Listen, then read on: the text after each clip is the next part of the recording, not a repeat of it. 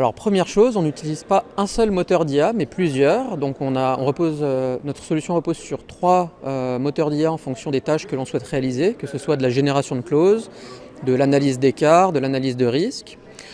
Et ensuite, en termes d'entraînement, on part de modèles généralistes qu'on vient ensuite entraîner sur des centaines de millions d'éléments juridiques. Donc ça peut être des contrats, ça peut être des textes de loi, des directives, pour passer d'un modèle de langue généraliste à un modèle de langue qui soit spécialisé à la fois sur les connaissances juridiques, mais aussi sur le jargon et le langage juridique qui est utilisé dans les contrats. Il y a assez peu de prérequis techniques à l'implémentation d'Autolex. Lorsqu'on parle d'Autolex, ce sont en fait 3 modules.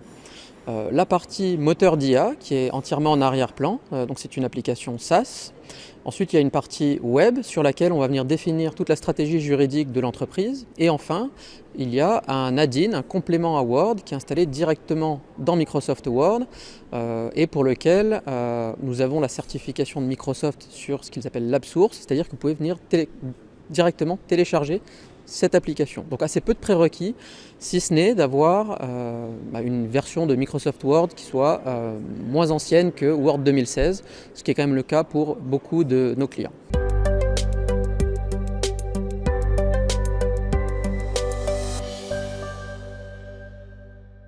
Alors il y a de nombreux axes de développement technique.